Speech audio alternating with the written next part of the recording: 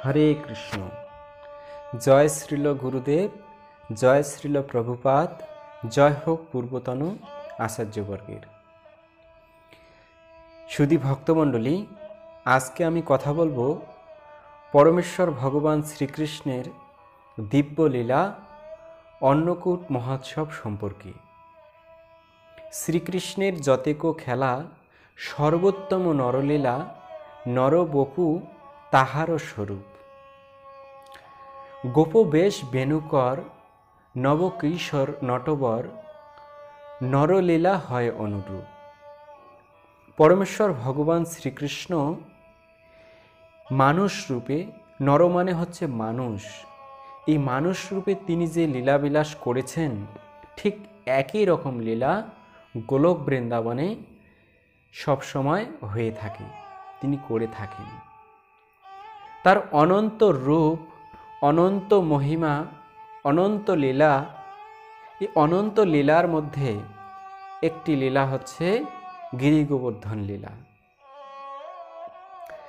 তো আজকে খুব সংক্ষিপ্ত আকারে আমি এই গিরি গোবর্ধনের মাহাত্ম্য বা তত্ত্বকথা আপনাদের সামনে তুলে ধরব।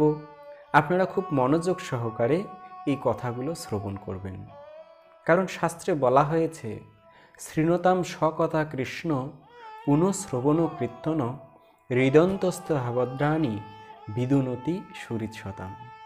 যদি আপনি খুব ধৈর্য সহকারে, মনোযোগ সহকারে, শ্রদ্ধা সহকারে এই পরমেশ্বর ভগবান শ্রীকৃষ্ণ এবং তার ভক্তের লীলা কথা শ্রবণ করবেন, তাহলে অতি শীঘ্রই আপনার হৃদয়ে ভক্তি জাগরিত হবে। তাই খুব মনোযোগ সহকারে, শ্রদ্ধা সহকারে এই কথাগুলো শ্রবণ করুন। শ্রীধাম গোলক বৃন্দাবনে পরমেশ্বর ভগবান শ্রীকৃষ্ণের লাদিনী শক্তি, ভক্তের মধ্যে শ্রেষ্ঠ ভক্ত শ্রীমতী রাধারানী একদিন ভগবানকে বলছেন, ও হে প্রাণনাথ বধূ, কি আর বলিব আমি, জনমে জনমে প্রাণনাথ হইও তুমি। মানে রাধা, অর্থাৎ যিনি রাসমণ্ডলে আবির্ভূত হয়ে কৃষ্ণ সেবার জন্য ধাবিত হয়েছিলেন, তার নাম হচ্ছে রাধা। তো যেহেতু রাধারানী কৃষ্ণ সেবা ছাড়া থাকতে পারে না, তাই তিনি ভগবানের কাছে প্রার্থনা করছেন, হে ভগবান,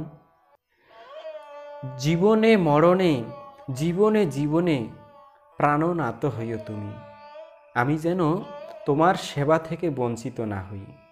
ঠিক একইভাবে ভক্তরাও ভগবানের কাছে সেই প্রার্থনা করেন, হে ভগবান, আমি যেন প্রতি জন্মে জন্মে, আমার জন্ম যেখানেই হোক না কেন, আমি যেন তোমাকে ভুলে না যাই, আমি যেন তোমার সেবায় থাকতে পারি, আমি যেন তোমার প্রসাদ আস্বাদন করতে পারি।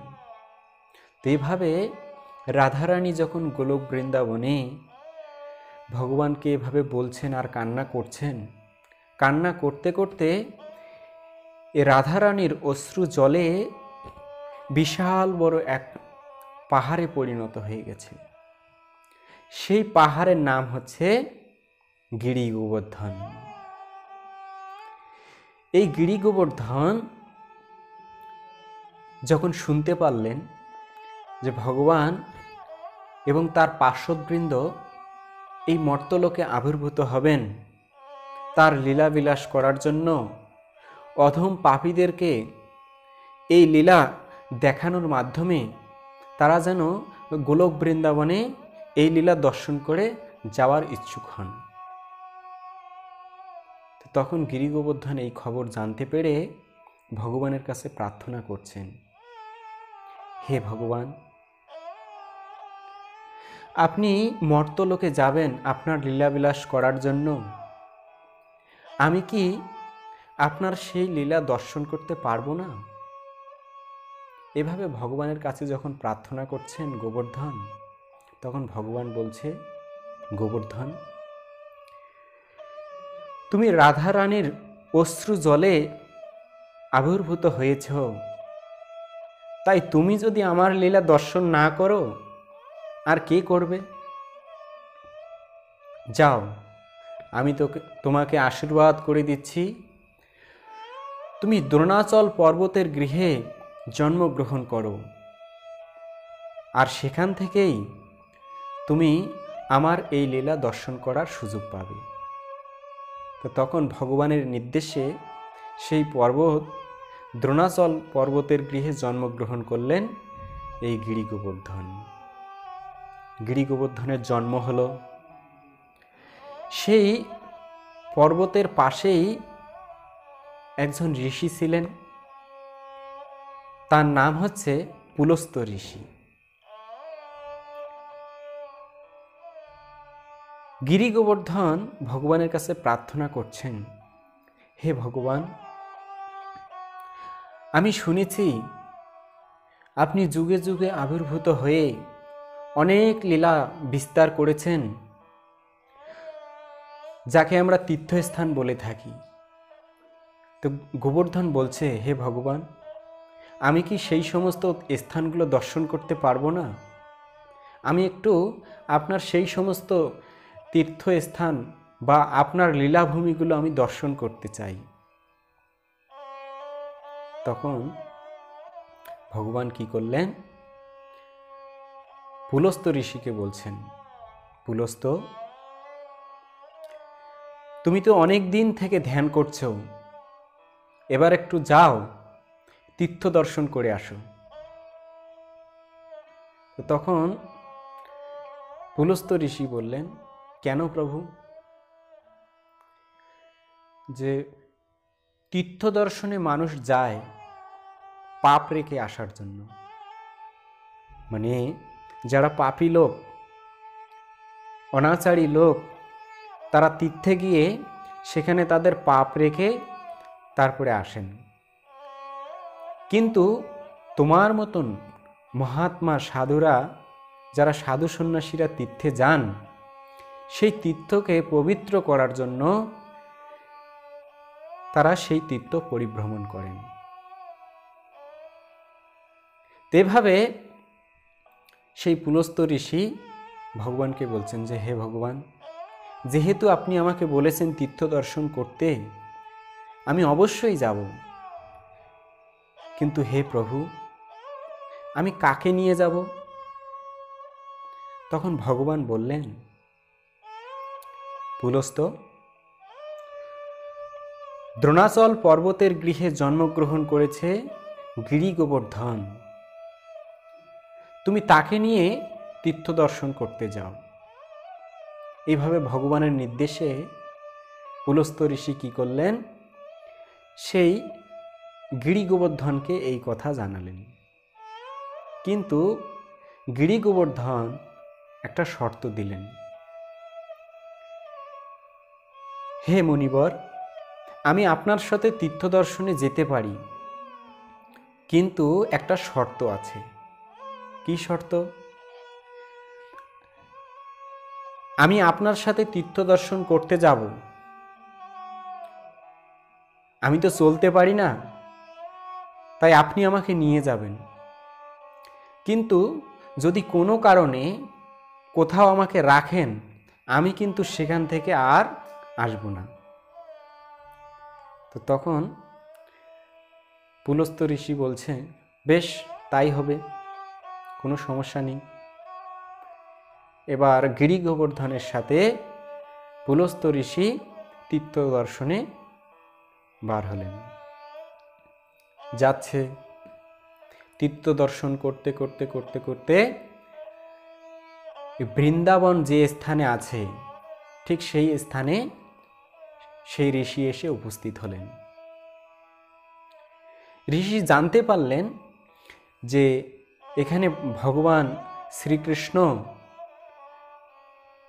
আবির্ভূত হবেন এবং তার লীলাবিলাস করবেন। তো এই স্থানে একটু তপস্যা না করলে কি হয়? তো এভাবে এই সুযোগ হাতছাড়া করা যাবে না, এই ভেবে তিনি কি করলেন, শর্তের কথা ভুলে গিয়ে সেই গিরি গোবর্ধনকে সেই স্থানে রাখলেন। তো যখন গিরি গোবর্ধনকে রেখেছে, এদিকে মুনি তপস্যা করছে। তপস্যা শেষ করে যখন গিরি গোবর্ধনকে তুলতে গেছে, তখন আর গিরি গোবর্ধন উঠছে না। তখন এইবার ঋষি চিন্তা করছে, আরে বাবা, এ কেমন ব্যাপার, এতক্ষণ গিরি গোবর্ধন অনেক হালকা ছিল, আর এখন একটা ব্রহ্মাণ্ডের মতো ভারী হয়ে গেল, তোলা যাচ্ছে না। অনেক চেষ্টা করে সেই পুলস্ত্য ঋষি কোনোভাবেই এই গোবর্ধনকে তুলতে পারলেন না। তো তখন পুলস্ত্য ঋষি কী করলেন, গোবর্ধনকে অভিশাপ দিয়ে দিলেন, রে গোবর্ধন, তুই আমার সাথে ছলনা করেছিস, আমি তোকে অভিশাপ দিচ্ছি, তুই প্রতিদিন তিল পরিমাণ করে ক্ষয় হয়ে যাবি। তো এইভাবে সেই গোবর্ধন প্রতিদিন তিল তিল পরিমাণে ক্ষয় হবে। যেদিন ক্ষয় হতে হতে শেষ হবে, সেদিনে এই পৃথিবী প্রলয় হয়ে যাবে। পরবর্তী সময়ে যখন কৃষ্ণ এই মর্তলোকে আবির্ভূত হলেন, তার বাবা নন্দ মহারাজ একদিন কি করলেন, খুব ঘটা করে এক পূজার আয়োজন করছেন। তো পুজো হবে। কৃষ্ণ অর্থাৎ গোপাল তখন অনেক ছোট। তো গোপাল যে তার বাবাকে বলছেন, বাবা, এত আয়োজন কিসের জন্য হচ্ছে? তখন নন্দ বাবা বললেন, গোপাল, আমরা দেবতা রাজা ইন্দ্রের পূজা করব, আর এই ইন্দ্রের পূজা যদি আমরা করি, তাহলে তিনি খুশি হয়ে বৃষ্টি প্রদান করবেন।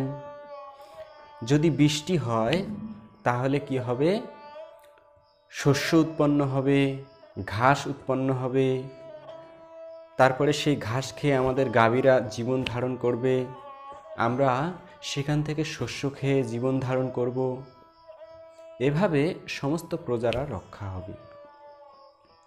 তো তখন গোপাল সেই পূজার সামনে বলতে লাগলেন,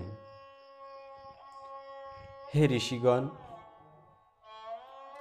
কোনো একজন ব্যবসায়ী মানুষের পক্ষেই কেবল এরকম আচরণ শোভা পায়। কারণ ব্যবসায়ী সবসময় চিন্তা করে যে প্রতিদান স্বরূপ কিছু পাওয়ার আশায় সে ব্যবসা করে, কিন্তু তিনি হচ্ছেন দেবতাদের রাজা, তিনি কিভাবে এরকম চিন্তা করতে পারেন? তার থেকে বরং আমরা গিরি গোবর্ধনের পূজা করি, কারণ এই গিরি গোবর্ধন আমাদের সমস্ত কিছু নির্ভরের মূল উৎস। সেখান থেকে আমরা আহার্য সংগ্রহ করি, আমাদের গাভীরা সেখান থেকে ঘাস খেয়ে জীবন ধারণ করে। সেই গিরি গোবর্ধন হচ্ছে আমাদের একমাত্র ভরসা।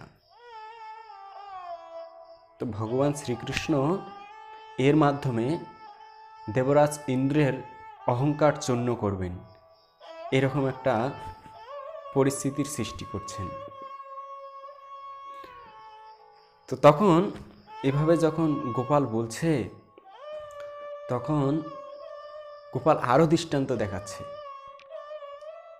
যে দেখুন, সাগরের মধ্যে অর্থাৎ সমুদ্রের মধ্যে কেউ তো দেবতা রাজা ইন্দ্রের পূজা করে না, কিন্তু সেখানেও তো বৃষ্টি হয়।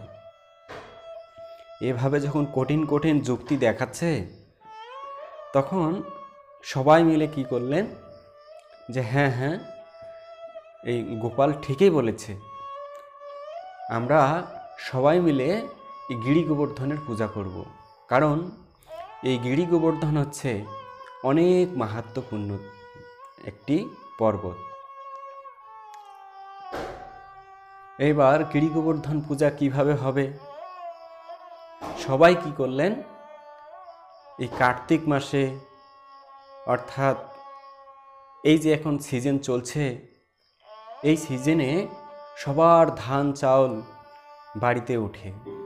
সবাই কি করলেন, যার যার সামর্থ্য অনুসারে তারা রন্ধন করে এই গিরি গোবর্ধনের পাশে আনতে লাগলেন। সেখানে এমন অবস্থা হলো, অন্যের পাহাড়ে পরিণত হয়ে গেল, সবজির পাহাড়ে পরিণত হয়ে গেল। এভাবে বিভিন্ন ব্যঞ্জন দ্বারা সেখানে বিশাল এক পর্বতের মতো হয়ে গেল। এখন সেটা কিভাবে গিরি গোবর্ধনকে নিবেদন করা হবে? তখন সেই যারা পুরোহিত ছিলেন তারা মন্ত্র উচ্চারণ করে ওম গিরি গোবর্ধনায় নমঃ, হ্যাঁ, এই সমস্ত কিছু নৈবেদ্য যেখানে ছিল সব কিছু গিরি গোবর্ধনকে অর্পণ করতে লাগলো। এভাবে যখন নিবেদন করছে তখন হঠাৎ করে একটা শব্দ হয়েছে। শব্দ হয়ে সবাই চমকে গেছে। আর সেই গিরি গোবর্ধন থেকে ঠিক গোপালের মতো, কৃষ্ণের মতো আর একজন গোপাল সেই গিরি গোবর্ধনে দেখা যাচ্ছে। সমস্ত বৃন্দাবনবাসী চিন্তা করছে, আরে দেখো দেখো, আমাদের গোপালের মতো এই গিরি গোবর্ধন দেখতে, এবং সেই গিরি গোবর্ধন আমাদের দিকে তাকাচ্ছে। তখন সেই গিরি গোবর্ধন রূপী গোপাল কথা বলছে, হে বৃন্দাবনবাসী, তোমরা সকলেই শোনো, আমি তোমাদের সেবায় অনেক সন্তুষ্ট হয়েছি। আজ পর্যন্ত কেউ আমাকে এভাবে সেবা দিতে পারেনি। তখন বৃন্দাবনবাসীরা বলছে, দেখ দেখ, আমাদের গোবর্ধন কথা বলছে। তখন আবার সেই গোবর্ধন বলছে, হে বৃন্দাবনবাসী, এখন থেকে আমার এই পর্বতে দ্বিগুণ থেকে দ্বিগুণতর শস্য উৎপন্ন হবে এবং তোমাদের কোনো সময় আর অভাব হবে না। এভাবে গিরি গোবর্ধন সেখানে বলে অন্তর্নিহিত হলেন। এবার কি হলো, এই খবর দেবতার রাজা ইন্দ্রের কাছে চলে গেল। এবার ইন্দ্র তো রেগে মেগে ফায়া, এত বড় স্পর্ধা, সেই গোয়ালার একজন ছেলে, সে কিনা আমার পূজা বন্ধ করে দিয়েছে আর গিরি গোবর্ধনের পূজা করছে। তখন ক্রোধান্বিত হয়ে ভয়ঙ্কর ভয়ঙ্কর মেঘদেরকে আহ্বান করলেন, যাও বৃন্দাবন প্রলোভিত করে দিয়ে আসো, ধ্বংস করে দিয়ে আসো। তখন দেবতা রাজা ইন্দ্রের আদেশে সেই সমস্ত ভয়ঙ্কর ভয়ঙ্কর মেঘ বৃন্দাবনকে প্লাবিত করতে লাগলেন। ঝড় বৃষ্টি তুফান হচ্ছে। তখন সমস্ত বৃন্দাবনবাসী গোপালকে বলছেন, গোপাল, তোমার কথা ধরে এই গিরি গোবর্ধনের পূজা করে আজকে আমাদের এই অবস্থা, আমরা এখন কি করব? তখন কৃষ্ণ একটু চিন্তা করলেন যে, ইন্দ্র, তোমার এরকম অবস্থা, ঠিক আছে, এর একটা ব্যবস্থা করা হচ্ছে। ভগবান খুব সহজে কারো স্বাধীনতার উপরে বা ক্ষমতার উপরে হস্তক্ষেপ করেন না। কেউ যদি ক্ষমতার অপব্যবহার করে তাহলে ভগবান চরম পর্যায়ে সেটার হস্তক্ষেপ করেন। তখন কি করলেন, সকল বৃন্দাবনবাসীকে গিরি গোবর্ধন পর্বতের পাশে নিয়ে গিরি গোবর্ধনকে বলছে, হে গোবর্ধন, আমরা আপনার পূজা করেছি, আর আপনার পূজা করাতে দেবতার রাজা ইন্দ্র ক্রোধান্বিত হয়ে গেছেন। এখন আমাদেরকে আপনি রক্ষা করুন। এই বলে কৃষ্ণ কি করলেন, তখন তার বয়স 7 বছর। এই 7 বছরের কৃষ্ণ পুরা গিরি গোবর্ধনকে এই কনিষ্ঠ আঙ্গুলে তুলে নিলেন। এটা একটা গল্পের মতো মনে হবে। যারা ভগবানের তত্ত্ব হৃদয়ঙ্গম করার যাদের যোগ্যতা নেই, তারা ভগবানের এই তত্ত্ব বুঝতে পারবে না। এই ভগবানের এই লীলা হৃদয়ঙ্গম করার জন্য যোগ্যতার প্রয়োজন, যে কথা ভাগবতে বলা হয়েছে। তখন কি হলো, কনিষ্ঠ আঙ্গুলের মধ্যে ধারণ করলেন। শুধু ধারণই করলেন না, সেই সঙ্গে তিনি এই এক হাত দিয়ে বাঁশি বাজাচ্ছিলেন। তো মা যশোদা যেহেতু বাৎসল্য রসের ভক্ত ছিল, তাই তিনি কি করলেন, সমস্ত বৃন্দাবনবাসীদেরকে বলতে লাগলেন, দেখো আমার গোপাল কত ছোট, তার কোমল হাত দিয়ে এত বড় একটা জিনিস তুলে নিয়েছে, তোমরা সকলে মিলে সেটাকে ধরো, আমার গোপাল যে খুব কষ্ট পাচ্ছে। তো তখন কৃষ্ণ মুচকি মুচকি হাসছে। তো সবাই মিলে যার হাতে যেটা ছিল সেটা দিয়ে গিরি গোবর্ধনকে এইভাবে ধরেছে। আর কৃষ্ণ কি করেছে, হালকা একটু গিরি গোবর্ধনটা নামিয়ে দিয়েছে। সব লাঠি সোটা একদম ভেঙে চুড়ে চুরমার হয়ে গেছে। যখন এভাবে চুরমার হলো, তখন কি হলো, তখন আর কেউ সেটাকে ধরে রাখার কোনো চেষ্টা করছে না। তো তারা যেন ভয় না পায়, এজন্য কৃষ্ণ কি করছে, বাঁশি বাজাচ্ছে। আর সবাই আনন্দের সাগরে সেখানে কীর্তন হচ্ছে, জয় গোবিন্দ কৃষ্ণ মুরারি। এইভাবে যখন ওখানে কীর্তন হচ্ছে, আর এদিকে দেবতা রাজা ইন্দ্র সমস্ত মেঘদেরকে সেখানে তার চরম শক্তি প্রয়োগ করতে বলছেন। এমন পর্যায়ে উপস্থিত হলো, তিনি স্বয়ং এলেন, স্বয়ং এসে তার বজ্র নিক্ষেপ করছেন, কিন্তু কোনো কাজ হচ্ছে না। অবশেষে 7 দিন যখন অতিবাহিত হলো, তখন সে বুঝতে পারলেন যে এটা কোনো সাধারণ ব্যক্তির পক্ষে সম্ভব নয়। তিনি বুঝতে পারলেন যে ইনি হচ্ছেন গোলকের শ্রীহরি, পরমেশ্বর ভগবান শ্রীকৃষ্ণ এসে ক্ষমা চাচ্ছে। হে প্রভু, আমি যে বড় ভুল করে ফেলেছি, আমার অপরাধ আপনি ক্ষমা করুন। তেভাবে যখন দেবতা রাজা ইন্দ্র ভগবানের কাছে ক্ষমা চাচ্ছেন, তখন সেখানে অনেক কথা হয়েছে, আমি আর দীর্ঘায়িত করছি না। শেষ পর্যন্ত ভগবান ইন্দ্রকে ক্ষমা করে দিলেন। ভবিষ্যতে আর এরকম কার্য যেন তিনি না করেন। তেভাবে এই লীলার মাধ্যমে আমরা অনেক কিছু শিক্ষা লাভ করতে পারি। এক হচ্ছে, আমাদের সকলের কর্তব্য হচ্ছে ভগবানের সেবা করা। দ্বিতীয়ত হচ্ছে যে আমাদের মনের মধ্যে কোনো সময় যেন অহংকারের সৃষ্টি না হয়। এভাবে অনেক শিক্ষা আমরা এই লীলা থেকে লাভ করতে পারি। তাই আপনারাও কি করুন, যেখানে যেখানে গিরি গোবর্ধন পূজা হচ্ছে বা আপনার বাড়িতে এই গিরি গোবর্ধনের পূজা করতে পারেন।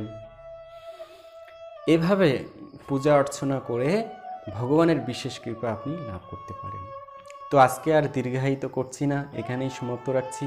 আবার দেখা হবে অন্য কোনো ভিডিও নিয়ে। হরে কৃষ্ণ।